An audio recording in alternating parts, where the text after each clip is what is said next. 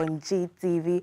Live across our social media platforms at GTV Ghana, Multi TV Decoder Channel 120 and DSTV Channel 278. Ghana works better when you all play our parts this morning. Pay your TV license. They will constantly remind you to pay your TV license. Just dial *447 *333, follow the prompts and pay *447 *333 hash and pay your TV license this morning. Now, Cansted Mixture, a solution for your arthritic pain. Discover Cansted Mixture, the breakthrough formula designed to support joint comfort and mobility. Cansted Mixture is formulated to target everyday arthritic pain, helping you move with less stiffness and more ease. Cansted Mixture is clinically crafted ingredients work together to soothe inflamed joints and promote healthy functions. Cansted Mixture is safe, made from natural ingredients. You can trust it, backed by science and proven in real life. Visit your body today with Cansted Mixture. Choose Cansted Mixture for a smoother, more active day because your joints deserve premium care. Don't let your arthritic pain scare you this morning. Choose Cansted Mixture. It is produced by Trust in Jehovah Clinic in Tarkwa and available in all pharmacies. For bulk purchase, can contact them in Tarkwa at 0244 871 862 and in Kaswa at 0245 012 201. And here in Accra, in Okanshi Drug Lane at 0244 683 583. Cansted Mixture, a world devoid of sickness.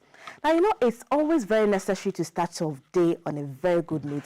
Well, if you haven't had your cup of Misty Choco this morning, then you're actually missing out something. The new rich, tasty Misty Choco is crafted to brighten your mornings and keep you refreshed all day long. Everything is right in there for you. All what you need is in Sushi. Mixi Coffee delivers a creamy, smooth coffee experience that keeps you energized for your everyday hustle. Honestly, just one sip and one more reason you should love Mixi. Myself, I love Mixi very much. So this is the reason why you should love Mixi. Start your day well and start it with Mixi. Mixi Channel Hot. So if you're home watching us, please get Mixi for yourself. And the time is now. Play Round Lottery, the trusted lottery that gives you more chances to win every single day. It's affordable, transparent, and rewarding. Round Lottery puts you first in every given opportunity. Now, here's the best part. With 3 daily draws, you never get to miss a chance. Start your morning with exciting morning draws. Keep the show alive at noon with the midday games and close the day with Star with and Najo Star draws. That's 3 opportunities we are giving for you every single day from Monday to Sunday to turn your dreams into reality. So don't wait. Whether it's building that new home, supporting your family, or chasing that dream you've been dreaming all day long, please, Round Lottery is the best lottery to stake. Join thousands of winners across the country this morning and make your dream come into reality. So today is Monday. We are looking at 3 opportunities for yourself. Don't miss any opportunity. Today being Monday, we are looking at the Bingo 4 Star Monday and Monday and Najo Star. Bingo 4 Star Monday and Monday and Najo Star. So these are the 3 opportunities we are giving for you today, the Monday. So now let's look at what the papers have for us this morning. So the Ghanaian Times newspaper this morning is saying that at WASA 2026, President Kat sought for 2,000 housing units for Ghana Armed Forces, announces pay rise for soldiers. Yeah, so the story is on page 12 of the Ghanaian Times. And DVLA to implement major reforms leveraging technology. That's the CEO, Kwe Korte saying that over there. And Fair Sky Group marks 23rd annual Thanksgiving service. Yeah, the story is on page 13. So these are some other stories. When you purchase the Ghanaian Times, you'll find other stories in there as well. The Daily Graphic newspaper, the big one says, pay 1 billion Ghana cedis to retired soldiers. It's gratitude. Marias under C1129. And the president directs over there. Yes, so that's the big one. And we will fight for welfare, dignity of Ghanaians abroad. Foreign Minister Okudzeto Ablakwa assures them. And DVLA also introduces reforms, license, roadworthiness expire on holder's birthday. The story is on page 13 of the Daily Graphic newspaper. The Chronicles, the big one says, DHS car caught Halloween at Bonsam Tower. Yeah, unyielding voter, please arrest driver. in a special intelligence-led operation. That's a big one on the front page of the Chronicles. The Observer Times, confronting non-traditional security challenges, Ghana to establish cyber warfare center. That's President John Mahama. And scholarship debt, EduWatch moves to hot 600 million Ghana cedis foreign obligation. That's it over there. And Jenny 31 primaries, Bawumia picks momentum as Mensah South falls in line. So Saturday, this coming Saturday is the primaries. And the Daily Guide newspaper says, polls tip Bawumia to win MPP race. Yeah, the 5 candidates are there. And GHS driver busted with narcotics. You can find a story on page 6 of the Daily Guide newspaper. So when you purchase it, you find other stories in there as well. The National Voice newspaper, Bawumia dominates early NPP race as new poll shows commanding lead in Jenny 31 presidential primaries. And NDC's alleged agenda to humiliate Ken Ofori-Atta exposed. So that's it. When you purchase the National Voice, you find other stories in there as well. Yeah. Yes, I think that's all what we have for the various newspapers this morning. So when you purchase any of them, you can find more major stories in the various papers this morning. Felix van der Palen is already seated with our guests to get the nitty-gritties of the various stories making headlines this morning. Don't go away. Stick with us on the headlines this morning.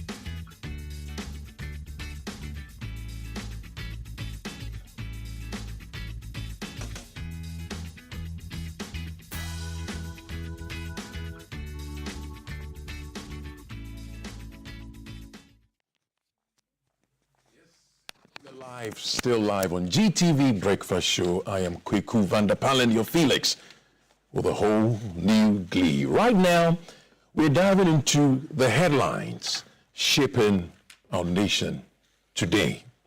First up, the buzz is all about politics. 6 aspirants are throwing their hats into the ring for the NDC IRC East primary. And guess who's among them? The late MP's widow is stepping up, making this a contest to watch. The stakes are high, and we are curious who will grab the nod. Meanwhile, Nkrumah Park is celebrating a win. They raked in 10 million Ghana cedis in 2025. They also have some targets this year and beyond. We'll touch on that as well. And then in other news, EduWatch is sounding the alarm. They've petitioned the Chief of Staff, Mr. Julius Deborah, to, as it were, halt a mounting 600 million Ghana cedis foreign scholarship debt. The details are still coming in, but this one's got everyone talking. So what next? We've got more stories cooking, and we'll dive right in. So stay with us as we unpack these headlines and more. It's shaping up a lively day here on the GTV Breakfast Show. I've been joined by my guests. My immediate left is Pastor, you're surprised, Pastor Prince Intiamwa Wampo. I just got to know he's a pastor. I'm shocked to the bone. You never told me this. Welcome. Thank you. And you said, sometimes you wear many hats, and depending on the occasion. Yeah. You said to be the entrepreneur and the marketing person. Wow. And in other areas, so you can also be another thing in another place. So, great. It all works together. Yes, for our good. I'm blessed. I'm happy. I'll be getting more of the anointing, you know what I'm saying? Mr. Tanko is also there with us. Mr. Tanko is a lecturer and a legal practitioner. It's always good to have you, Good to see Musa you too. Tanko. How was your weekend? It was good, splendid. We took it easy.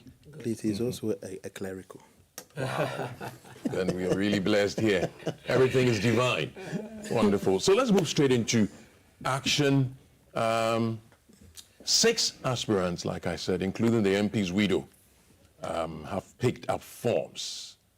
And it's for the Ayawaso East, primary constituency. But this is the thing. The relevance of a replacement cannot be overemphasized. We lost the MP this year. May he rest in peace.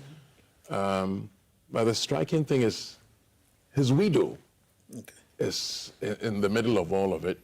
And I want to pick your thoughts on it. We'll start with you, Prince. I want to say a good morning to our viewers, and it's a good start. We are having a good week this week. Yeah. And starting with this conversation, I'll be a bit biased because I'm close to the action. And when you are close to people, you seem to know all the phases of the conversation very well. You're close to the action? Yes. Okay. You seem to know the phases of the whole story very well. The late MP, one thing about politics, unless otherwise, once you get into it, automatically you engage the person who is very close to you into the whole process. It's one thing people should know. Unless the person is a passive person and not an active player, the person will be engrossed in the whole process with you. From 2012, this man came to power. He's been on this journey with the wife, and the wife is an active supporter of the process. Active in terms of financing and everything, very active. She's a businesswoman, she's a politician herself. In the last election, all the Nzongo caucus they created a platform to engage all the Zongos in Ghana in the NDC. She was the vice chair. Wow. And she moved to every Zongo in Ghana in the last elections. He has first-hand experience. Yes. So we are not talking about somebody who is a wife, a novice sitting somewhere, not playing anything in the political space, jumping in because my husband is dead. No. We are talking about somebody in the last elections, and the man has a record. He was a sickle cell patient. So getting crisis is very normal in their home. And so that last elections like this, he had crisis. The woman was the one who campaigned in the whole place and won over 76%. So this is what you want to call intimate knowledge and experience. Yes. So if we don't pick the issues from case by case study and we generalize it, that a person dies and the wife wants to come in, the angle of her participation has been a religious angle, which her first statement, she came out to say that I will observe all my religious process. If you've been around this woman, very religious to the core. She won't even move a muscle without getting clearance to do whatever she wants to do. That's how she respects the processes. But on the context of the fact that is the person capable, competent, able to step in and do the work, I think she ticks all the boxes. She's currently sitting on 2 boards for the NDC. So we are not talking about somebody who is a passive player. We are talking about somebody who is an active player, knows what can be done, and just that an incident has happened that she has no control over. Does it mean that her investment of time, resources, and everything supporting the husband to this time, we should disqualify her on the basis of the fact that she was married to the person? We can't. And that it cannot be, because we should be able to separate, although it's a political contest, people would like to raise issues, people can be paid even to come and say things to spite the person or whatever, as we saw in Ayawaso West. It can't be the same as the East conversation. But Prince, in any case, there's no law that forbids that. Is there any No law. Okay. It's an open contest. The son of the man can decide, if he has crossed 18 years, can decide to stand and contest. There's no law in the country that will stop him. So far as he's a member of the NDC in good standing, and they view that he has the capacity to be in parliament to represent them, these are the conversations we should have. Yes, there's an aspect of the grief, but our election processes wouldn't allow those spaces to be created, because parliament business have to go on. People have to come into the space to do.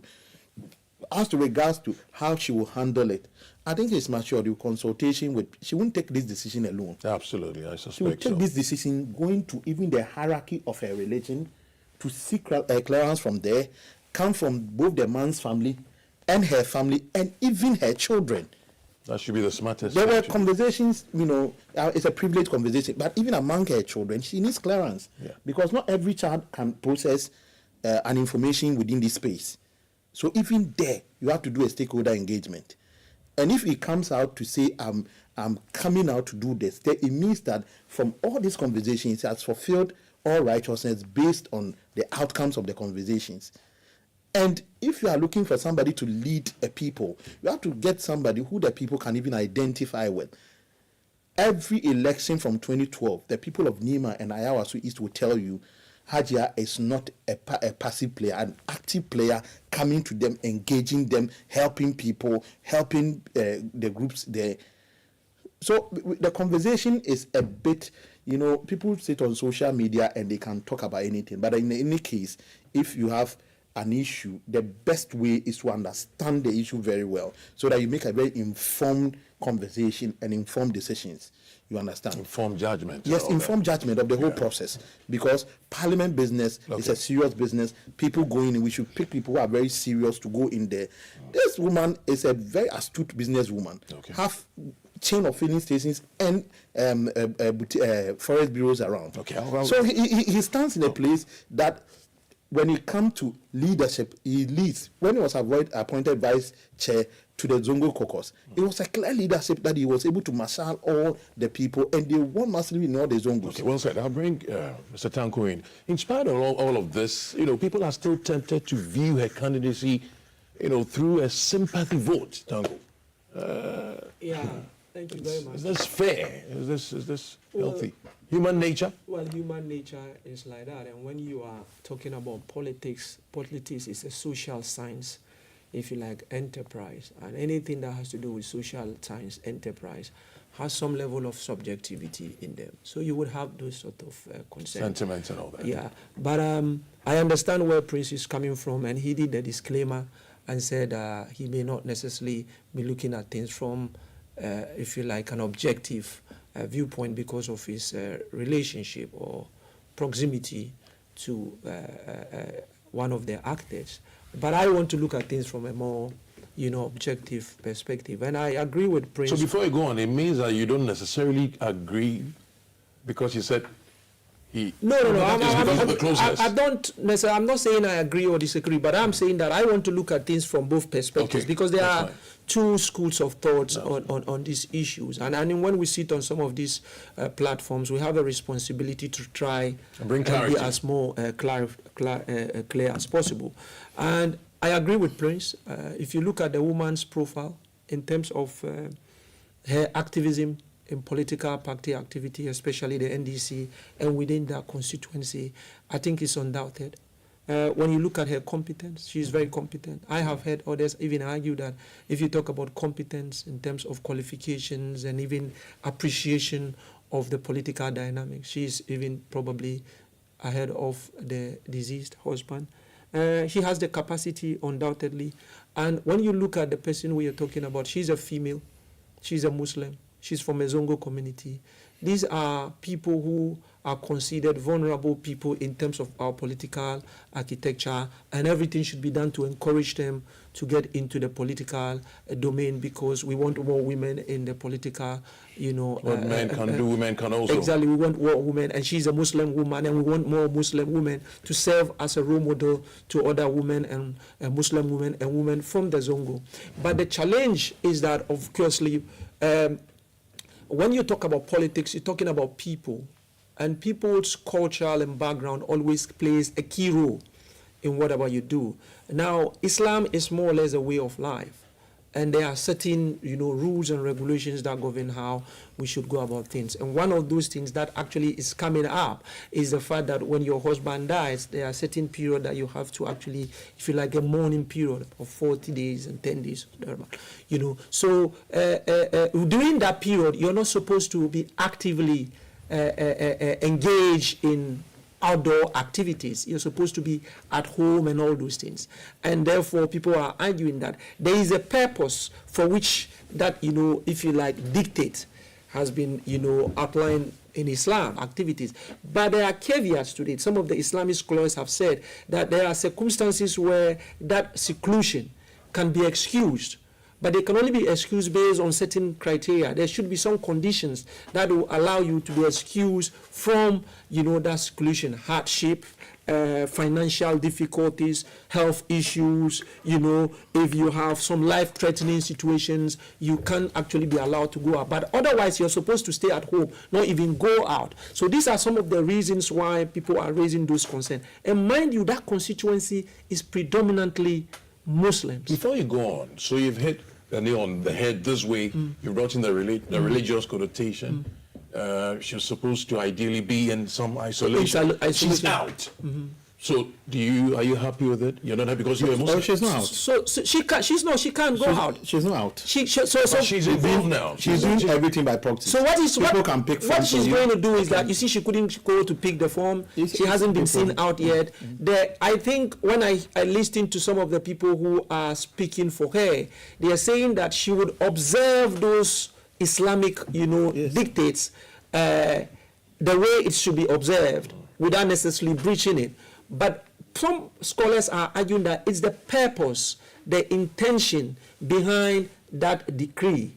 The intention is that you should be in a state of seclusion. You are in a state of mourning and all those things. So if you are even not seen outside there, but at the end of the day, you are indirectly engaging in some sort of political activity. Mind you, when you take the view of conservative Muslims, they even have an whole issue about this whole architecture called politics and the way we do the politics. But my point is that you cannot what's the word? I'm looking for the word.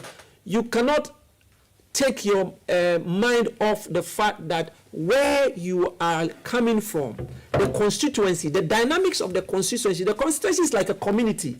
And when you take a community, there are different people within that community with diverse, backgrounds and exposure. And the cultural sensitivity itself, take the religion aside.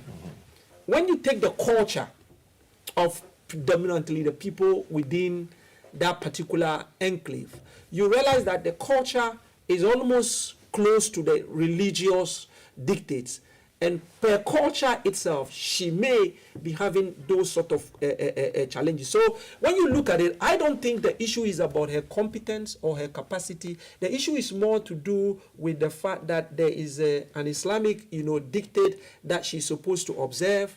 If she doesn't observe that Islamic dictate, whether she's going to be actively involved or not, some people are thinking that no, it's not really necessary, because at the end of the day, the requirements that should trigger you ignoring those Islamic dictates, which is hardship and all those things, has not been triggered by this. But there is a different school of thought eventually. But what I think she needs to also bear in mind is that that is going to have a key role to play in the determination of who people vote for or not. Otherwise, but for this challenge, this religious and cultural sensitivity, I think that she's way, way, way ahead of any of the people who will be contesting. But this issue is definitely going to make her journey not as smooth as she would have expected it to be. She might have hurdles, Yeah. so wish her well. But Yeah. I've just been joined by Oscar Provincel, an actor. Oscar, good to see you. Hi, my brother. How are you? Yeah, good. That's the difference between leaving your house at 6 o'clock on the dot and 6:15. You get here late. Wow. Well, thank So God you're here. apologies to all of So you. we are on the case of the NDC's primary, Ayasu East.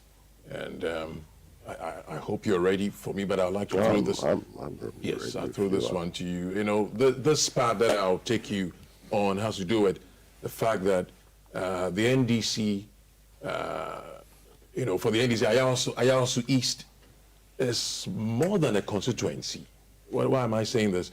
It is termed as an impenetrable Zongo fortress when it comes to the NDC. It's never fallen to the opposition since 1992. So, do you foresee a change this time round? Is it possible there could be a change, or it's still going to be in the camp? Well, when you say, is there going to be a change? I mean, if it's an NDC stronghold and predominantly a Muslim or Islamic stronghold that has delivered for the NDC, judging by the dictates of today's perceptions of or reality of the economy being better, you know, obviously it would look like it will be in the favor of the NDC. However, these candidates you're talking about who are going to vie for I mean, if you look at Hija, for instance, I mean, Out and all that. yes, I mean, it's probably touched on in our own right. And that's what you want. It's not that you just want, yes, we want women, but we want women of substance. And she's obviously a woman of substance. She's worked herself up through the NDC rankings, you know, as well. Yeah. And, you know, I look at all of this, at this phenomenon where MPs, spouses, you know, take after their husbands when they die. And but if you do have the pedigree for it and you are involved in the party structures, Why not? why not? And clearly she is, you know. With the area of, when I came in, he was talking about the religious factor and adhering to the religious factor. Personally, I say there's always an exception to a rule. And if you remember, during COVID, some Islamic countries even allowed the drinking of alcohol if it was a cure. You remember when President Trump made a statement that alcohol could cure COVID. Even in Iran, they you know, that's a very strict Islamic country. Yeah. You know, they lowered the bar and they allowed people to do so for health reasons. I don't know whether it will be treated in this manner, but I think that sometimes when you have good material, you may also have to look at it and say to yourself, you know, let's lower the bar, because amongst Sometimes we can compromise. them, yes, you see- exactly. you see- Because let me say, in terms of advantage and disadvantage, before you come in, just before that, advantage and both of them have these advantages and disadvantages in terms of Baba Jamal. Now, Because I was going there, I'll yes, bring him because up the next I mean, this is a gentleman who told us that when government buys sheep, we should call it a cow. Now, I take that very personally, but I'm not the one voting. But I take that very seriously, because what you're teaching our children is I don't want to I don't want to use very harsh words, but I find that as an abomination to come out there and tell people that when you see a sheep, you should call it a cow. I haven't heard him apologize for it, or accept it, or apologize. But it means that both candidates, and I saw they're the strongest candidates, have these elephants on their back to deal with.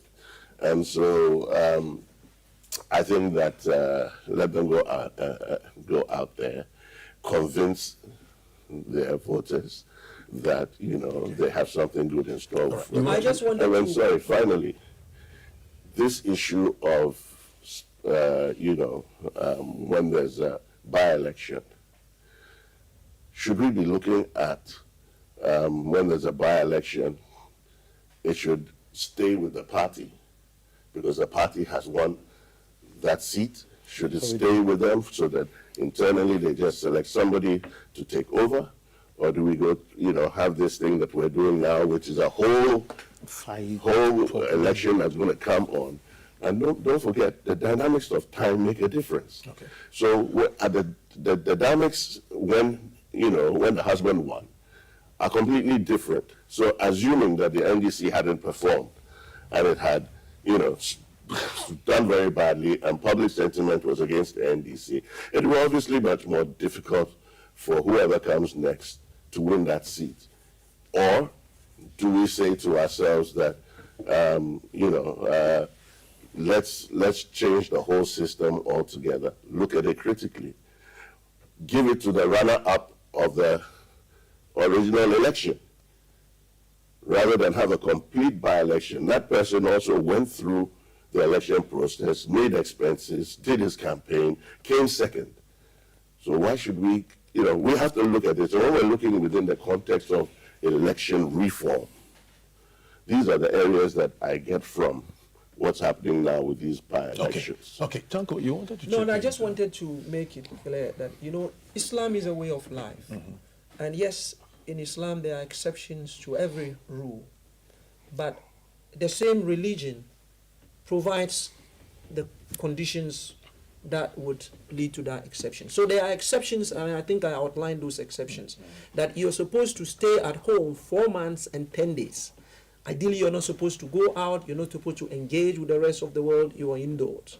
But there are certain conditions that would allow you to actually avoid those things. And those conditions are clear. If you're going to face hardship, if you stay at home, you are the only breadwinner, you have to go out there and make ends meet. If you have to go out and attend to health issues, if there are certain, if you like, life-threatening. So the conditions are there. Okay. And the argument that the others are, some Islamic clerics are saying is that political endeavors don't fall within those conditions, but they are matters of interpretation in terms of, because in Islam there are interpretations, some scholars would argue. But what I'm saying is that beyond the religion, there is also the cultural aspect, and you cannot distance these things from, because these are activities that actually engage the cultural emotions and all those things. And that community is predominantly people who share that is a religious ideology, and they have very strong cultural underpinnings, and therefore, and it is a contest, and therefore you need to, you don't sleepwalk into this context without bearing in mind that these concerns are concerns that are going to eat into your otherwise brilliant opportunity to make an inroad. It is very, very, very important, and the branding and the how that can lead to the way you are perceived. All those things are very, very, very, very important. All right, Yeah. thank you. Prince, he mentioned Baba Jamal. No matter how somebody looks at him, he's still a political, weight. He's got some weight there. No, I mean, Yeah. in contest, you'll be complacent to undermine your opponent when it comes to a contest, especially in the case of Baba Jamal. Baba Jamal is a household name in NDC. He's ambassador to contested. Nigeria, right? Yeah, I mean, he resigned because of this. He didn't They resign. didn't resign. No, he's not resigned yet. So even though He's taking leave. so I was asking. That's why I even. Okay, because- he's just taking a leave. Yes. How do you see that? Because somebody would think, why don't you focus on your ambassadorial duties? I mean, what does it mean? Leaving that and coming into It would the. be his personal reasons, to somebody coming to Parliament will give him a ticket to maybe be appointed a minister, or maybe the ultimate is to be a minister or something. I mean, it is with him to determine. And the place that he's contesting for, if it falls into his hands, it's a very safe seat. It's a done deal. Yeah, it's a safe seat that you can be on for a very long time. Because the last election, I told you they did about 76% or more. So it's not a constituency that will easily swing. It's like the- Bantama and where is it called? Yeah. Bantama and the North voter region. So if it doesn't go well for Baba Jamal, does it affect in The another ambassador. way? So he goes back to He his, goes back to his- his post. But see, people have been throwing a lot of statements around that. Why would you leave an ambassador for an MP? You need to understand the hierarchy of things. An ambassador technically, an ambassador reports to the Deputy Minister of Foreign Affairs in terms of the hierarchy of the positions. Okay. So people should understand, and so obviously anybody who is ambitious would want to really go But beyond. Tanko, I saw And legitimately, an appointment is different from an election. Yeah, and Somebody interestingly, is elected to Parliament, it's a it different can be game. recalled as an ambassador Yeah, at any anytime. time. For me, it's Yes. a career development Yeah, choice.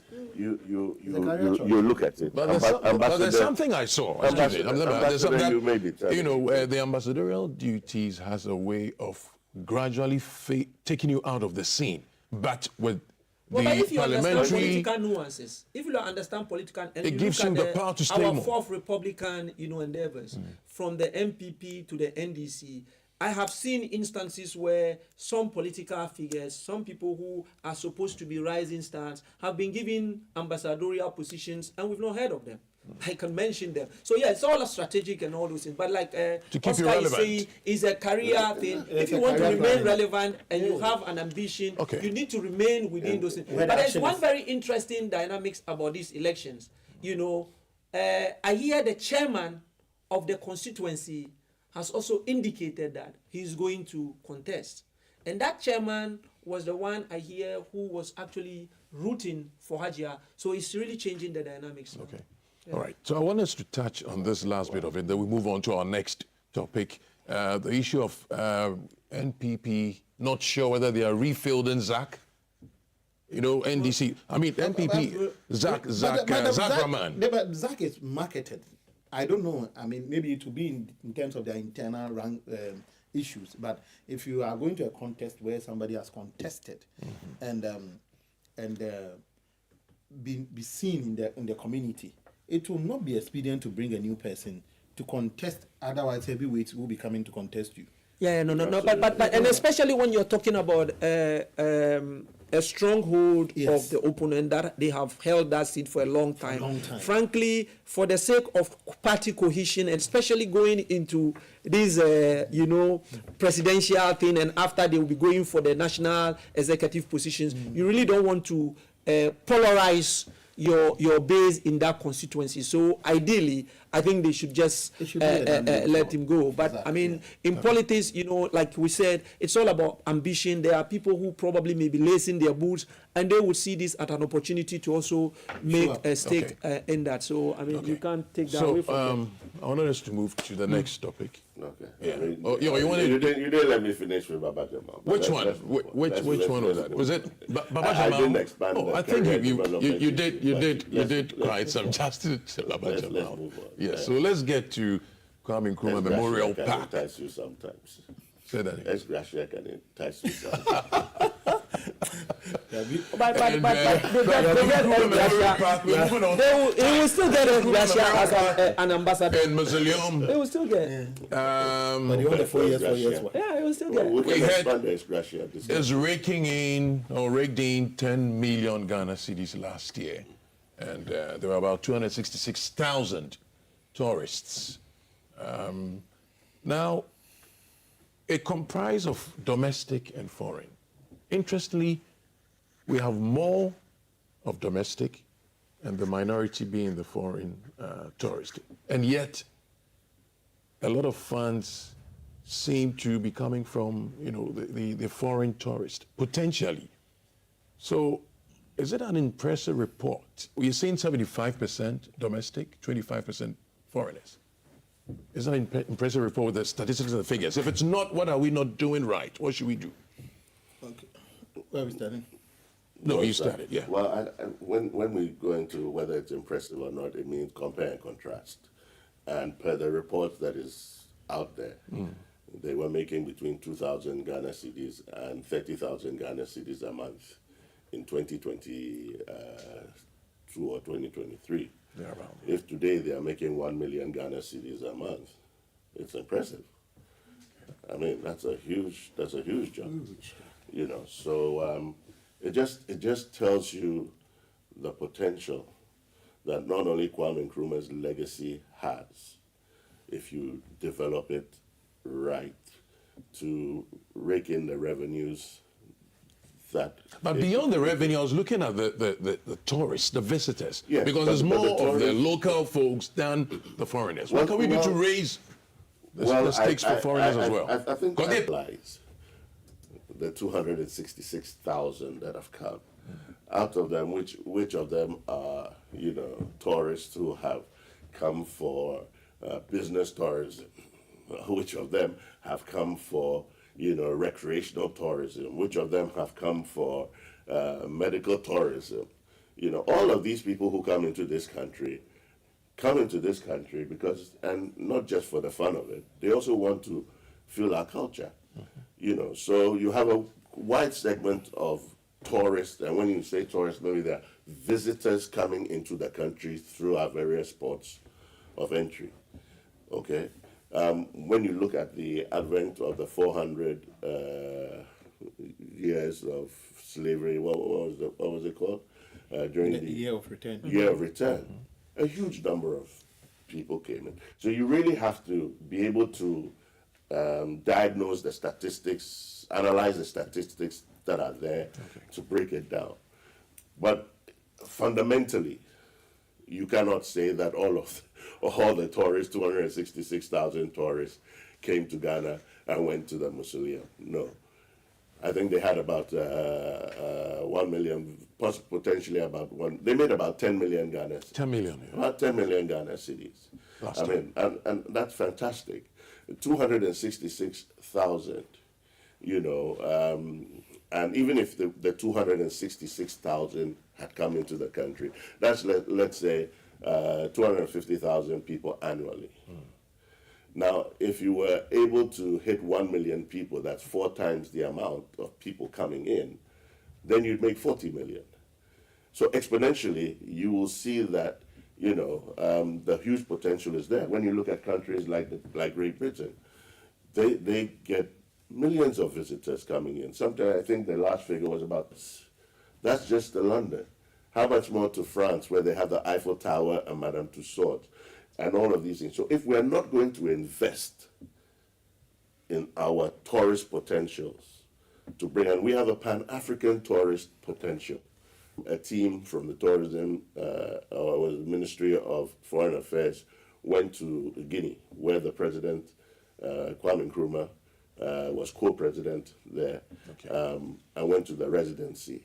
We need to begin to identify things like this. We need to take them seriously. Okay, so investing in it is... And that's not only him. Yeah.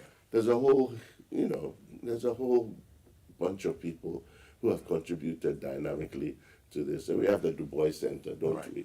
And there are a lot of others. So we need to invest. I want to bring... unless we invest, we will not reap the rewards. Okay, I want to bring Tanko in. Tanko, I'll let you touch on the management of funds there, and then Prince will do the new target that we are setting, how realistic it is. But management of staff, let's look, of funds.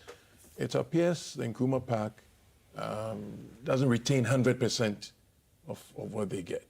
About 40% thereabout goes to the top. Which top? Administration.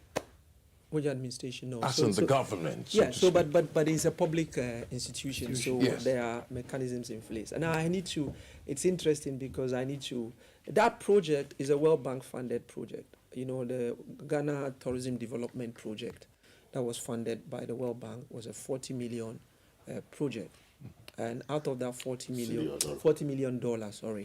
project, and out of that, the Kwame Nkrumah Memorial Park actually had about 10 million out of that, and that's what led to that infrastructure development that we see. Now, I say this because I need to make a disclaimer. I did a communications consultancy for that particular project, so I know I've been actively involved in that Kwame Nkrumah project. And as Oscar said, before that project, actually they were making on average a month, sometimes even 300, 400, 700, 800,000. And at the last time I checked, when I was actively involved, they were making on average about 40,000 sometimes a month. Now, the infrastructural development led to a lot of interest in that place, and there was a lot of publicity and all those things. So it attracted a lot of interest. And if you look at the components of that led to the development of that place, it was also to be able to improve our domestic tourism. And it did improve our domestic tourism tremendously, and you had a lot of visitors coming in. But the thing about some of these memorial parks are that, you know, you would get people coming in when it is renovated and new things come, and there will be that euphoria. After that, you know, people have been there, so you need to create something that would lead to repeat visits and all those things. And that's why there has to be another phase of that project. There are other components of that project that can generate a lot of resources, but there were a little bit of challenge where people want to come and do events there and all those things. But remember, the remains of our former first president is there and the wife. And so you have to be a little bit more sensitive in terms of commercializing that park. So there were bits of that as well. And you need to also make sure that you're not opening it up in such a way that it is going to cost you even more. But what is wrong with commercializing in that regard? Because of the in other jurisdictions. But here, people feel that, well, you know, it's supposed to be a solemn place where when people come there, that's solemnness and all those things. But obviously, the place has to be run. They have to generate resources. So you need to balance the solemnity of that environment and also being more rational and practical about the things to generate resources. That's why they do events there and all those things. But I'm saying that the challenge is that the running of events there also has got its own challenges, because it leads to the infrastructure there, you know, being deteriorated. And you know, we have a cultural issue when it comes to maintenance. Okay. And so the maintenance culture and the level of exposure of that place to activities that would bring in a lot of resources have to be managed critically. There's also another issue that we need to look at. At the last time I was part of it, we were trying to bring in digitalizing, you know, the revenue mobilization and all those things. That is something that we need to look at. But certainly, it was one of those projects where the World Bank used Ghana as a poster boy to say that, you know, if you invest in areas that really boost tourism, you can get a lot of resources, because they look at where we were and where we got to after that development, and it was tremendous. You worked with them, with the fund management bit. Are they okay with it? Does it make things augur well the way they want? Because they're not retaining all the 100%. Almost all the agencies of government would tell you that ideally, if they have their own way, they should be retaining more than what is there. But that's a policy decision that goes beyond them and all those things. There was a point, the percentage but the percentage can be looked at as well, you know. But clearly, they could do with more retention so that can allow them to invest it back into the system. Yeah, Prince, 600,000 visits. That's the target this year. That's against 266 last year. Realistic? It's more than realistic, because if you look at tourism development and tourism marketing, it depends on what we as a people we are looking for in tourism, because it has the potential is endless. When we did the year of return, I think we did more than 1 million visits. So if we are targeting 600,000, it's really doable. But the point is that how are they positioning to get the 600,000? It's not just making the call for it that we are going to do 600,000, and it goes beyond that. Now, we need to visit what happened in the year of return, how we're able to package it. We have a lot of things we can package to be able to make our tourism very attractive, and the infrastructure development is one of them. When people come here, the experience, you know, and everything about our life, we can package everything as an experience. Okay, this last Saturday, I told you I went to officiate a wedding. The lady was a Black American who was marrying a Ghanaian. He brought with her about 40 people from the United States to the wedding. And when they came, the guests, they planned it in such a way that they took them to Cape Coast. They came about 5 days ahead of the wedding. They took them to Cape Coast, almost all the places. Did some places, spa for massages, and it was a total experience. And they witnessing our traditional wedding to us like an icing on the cake for them. Okay. So even numbers for viewers to send in their thoughts and comments. Let me just announce this number: 055 556 1034. The number is 055 556 1034. It's on your screen, so you can send your messages and thoughts, and then we'll read them out. I was going to say that one of the things we were going to do, one of the things that was being discussed was the customer experience, where people can actually zoom into the Memorial Park from the UK, wherever, digitizing the whole process. So that's another area that can use to actually generate more resources. I hope that the manager will take. I hope that. The experience. The experience. What's the experience? So, so quickly on that. So do they have a digital library? Yeah, I'm asking, do they have the digital library? project had a component for the Nkrumah's library, Yeah. but that was the second phase, and I think that with the resources, they will be able to. But what I need to say is that the World Bank themselves recognize that tourism has the potential to outstrip even our traditional source of income. And so we need to invest in tourism. Dubai and all those people are doing that. Point of view, do they have souvenirs of Nkrumah? And merchandising is key. It could be the major revenue earner. Oh, there are shops there. Not only on site. Okay, so we'll quickly touch on our next one. EduWatch has petitioned the Chief of Staff. And this one, I am very keen on this topic because. So let's do justice quickly because very quick one. we're running out of time. Why do we have institutions in Ghana?